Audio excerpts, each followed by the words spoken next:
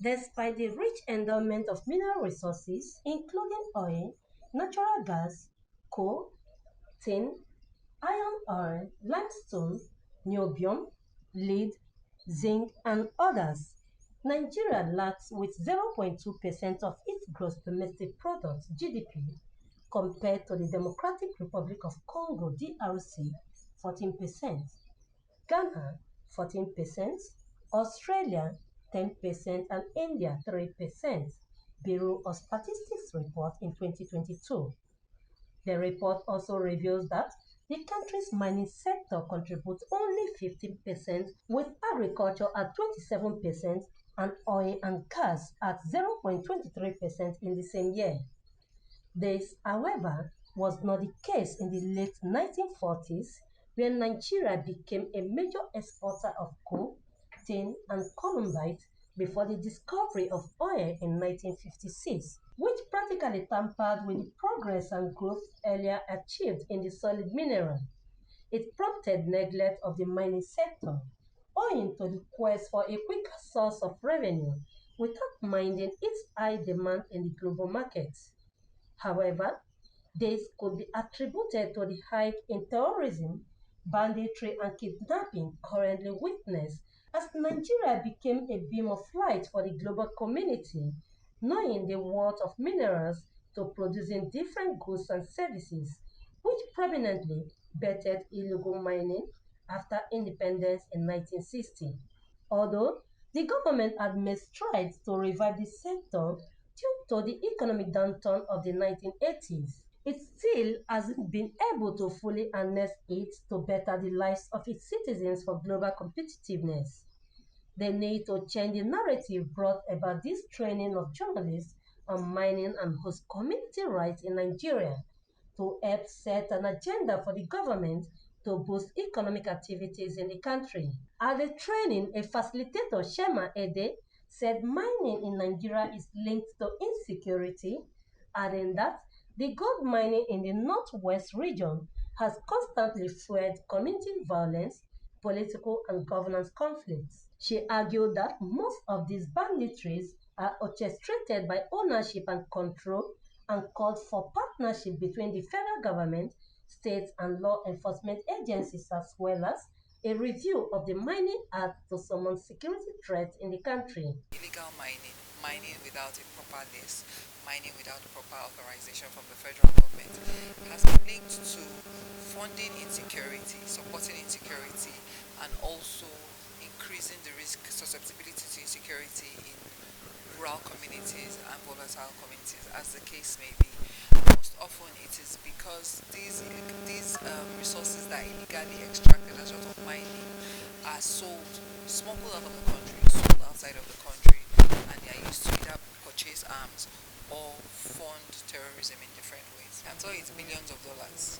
It's billions of dollars because we have porous borders, one. So even when these things are processed, are extracted illegally, we don't have anybody at our borders to search, to weigh. So we really don't know, but we do know that Nigeria has lost lots of money on illegal mining of gold, of our gemstones in different parts of the country. Seen where sometimes helicopters fly into the country, into rural communities, extract these mines, precious stones, mined goods, and they leave. Where they go to, we don't know. And what they're used for, we don't know. But it is common knowledge that it's mostly smuggled. And if you remember in today's lecture, we talked about how most of our gold is taken through Niger and Togo. And so sometimes, even the gold that is accredited to Niger and Togo sometimes is gold that is taken from Nigeria. The Mining Act, Section 1, Subsection 1 of the Mining Act says that the federal government has rights to mine resources and the mining process, which means that all the resources under the ground belongs to the federal government. But the law in the Land Use Act says that the land belongs to states. So it means that the states have the land. So there's a contradiction there. The states have the land and the federal government has the resources under the land. Who is responsible for the land? And so that's where we have a problem. States don't want to take responsibility. The federal government, being in the center, cannot take so much responsibility. And so I would recommend partnership between the state and the local government, partnership between the local government and communities, partnership between even local CSOs, journalists like yourself, and the federal government. We just need different kinds of partnership and again partnership amongst law enforcement. On his part, Global Red Program Manager Oviawe Edosa says over-concentration on oil resulted in the neglect currently experienced in the mining sector, despite its vast opportunity for growth, stressing that the training seeks to equip journalists to critically understand the issues of mining and the rights of mining communities across the country. There has been so much talk about diversification of our economy in the recent times. But one way we can really achieve that is when we pay closer attention to our solid mineral sector governance, as it were.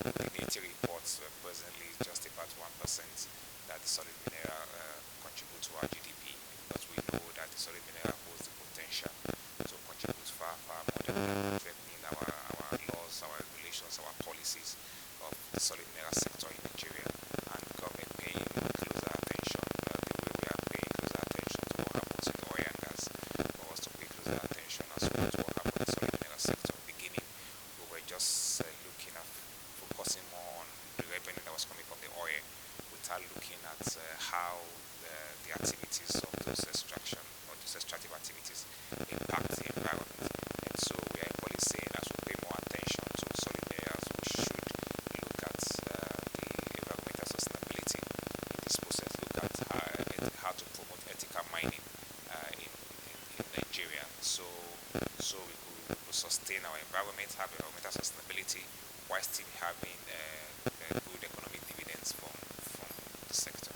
In another development, a member of the Zamfara State mining community, Nasiru Dako, while briefing the media on the rate of insecurity as a result of mining activities in the state, said they are living in fear daily and urged the president to declare a state of emergency to guarantee peace in the region. You go to Salata Mafara, go to a village called Malele. Malele is a village that has more than, let's say, 50,000 square meters, maybe that is 50 hectares or more.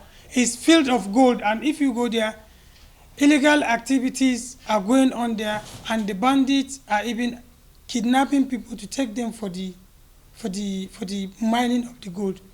And a lot of perpetrators are arrested with several kind of arms in the name of mining gold. Gold mining is one of the root causes, and there are local conspiracies because people feel more safe when they connive with the terrorists, because if you are against them, they are also against you, and they will make sure they get to you and get to your family. I have no time because the governor does not even stay. Let me tell you what happened yesterday. In part of Zurmi, Kanwa and other villages were attacked. People were killed. More than 7 villages were attacked last night. The governor is in Abuja. The next minute, you see him in America. The next minute, you go and learn how to lead in the UK. You lead in Nigeria. These governors traveled a lot. The state of emergency should be declared. We are sharing these terrorists with Niger before. Where are they now? One of the terrorists left from Zamfara day before yesterday to Niger. He is arrested there, and he has been perpetrating in Nigeria for more than 10 years. Kachalla Dogo, that is his name. He left for Niger, immediately entered, arrested him. This is not Nigeria, we don't take shit. Global Rights has been committed to ensuring ethical standards of mining activity as the plight of host communities has not been taken into consideration by these mining companies, consequently causing damages to their health and well-being. Vincent Okushi, QTV News, Nigeria.